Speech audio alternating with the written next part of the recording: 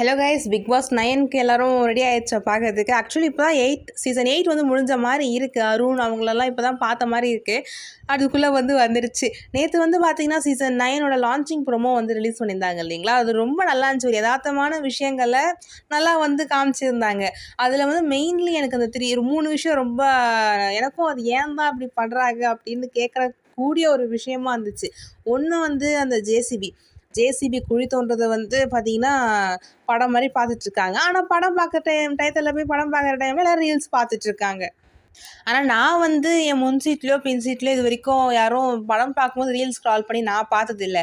ஆனால் எனக்கு அது பார்த்தோன்னே ஒரு சம்பவம் ஞாபகம் வந்துச்சு. ஆனால் அவங்க போட்டது உண்மைதான். கண்டிப்பாக அந்த மாதிரி ஆளுங்க இருக்க தான் செய்வாங்க. எனக்கு ஒரு சம்பவம் என்ன ஞாபகம் வந்துச்சுன்னா, என்ன படம்னு தெரியல, நான் பார்த்துட்ருக்கும்போது தேட்டரில் பார்த்துட்ருக்கும்போது பின்னாடி பேரண்ட்ஸ் குழந்தைங்களை கூப்பிட்டு வந்திருக்காங்க. ஓகேங்களா? அந்த குழந்தைங்க கம்முன்னு இருக்கிறதுக்கோசமே கையில் ஃபோனை கொடுத்துட்டு ரீல்ஸ் பார்க்க விட்டாங்க. ரீல்ஸோ ஷார்ட்ஸோ பார்க்க விட்டாங்க. சரி, பார்க்க விட்டீங்க, அதோட விட்டிங்களா? சவுண்டை ஃபுல்லாக கம்மி பண்ணணுன்ற ஒரு நாலேஜ் கூட இல்லாமல் ஃபுல் ஹை சவுண்டு, ஏதோ ரைம்ஸ் ஓடினுக்கு, படம் ஓடினுக்கு, பக்கத்தில் அந்த ரைம்ஸ் கேட்டுட்ருக்கு. ஐயோ செம்ம டென்ஷன் ஆச்சு அந்த டைம். அதுவும் எனக்கு பின் சீட்டே. படம் பார்த்துட்டு இருக்கும்போது படத்தோட டைலாக் சேர்த்து படத்தோட சாங்லாம் சேர்த்து அந்த ரைம் சவுண்டும் கேட்டுட்ருக்கு. ஐயோ என்னடா இது, ஏன்டா இப்படி பண்ணுறாங்க? பேரண்ட்ஸ்க்கு ஒரு காமன் சென்ஸ் தேவையில்லையா அப்படின்னு தோணுச்சு.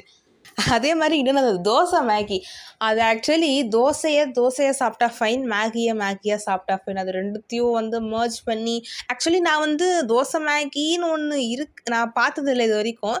சரி, ஓகே, நம்ம சும்மா சர்ச் பண்ணி பார்ப்போம்னு பார்த்தா அவ்வளோ ரீல்ஸ் தோசை மேகி நிறைய ஹோமில் ட்ரை பண்ணியிருக்காங்க, ரெஸ்டாரண்ட் அது மாதிரி நிறைய இருக்குது. ஆடா பாவீங்களா, என்னடா டிஷ் இது. சரி, ஓகே, அது ஒன்றா. இன்னொன்று இந்த மூஞ்ச மூடின்னு செல்ஃபி எடுக்கிற கேஸ்லாம் இருக்கும் பாருங்கள். அது ஏன் தெரியல, அந்த மாதிரி ஒரு செல்ஃபீஸை பார்த்தா அப்படியே ஃபஸ்ட்டு இரிட்டேட் ஆகும் எனக்கு. அது என்ன மூஞ்ச மூடியே நீங்கள் செல்ஃபி எடுத்தீங்கன்னா அப்போ நீங்கள் என்ன சொல்ல வரீங்க? எனக்கு சத்தியமாக புரியல. விஜய் சேதுபதி மாதிரி எனக்கும் என்னடா இது, ஏன்டா இப்படி. எனக்கு இந்த லான்ச்சிங் போகும்போது அந்த 3 விஷயங்களை அழகாக காமிச்சிருந்தாங்க. ஸோ உங்களுக்கு எது ரொம்ப பிடிச்சிருந்தது அப்படின்னு கமெண்ட் செக்ஷனில் ஷேர் பண்ணுங்கள்.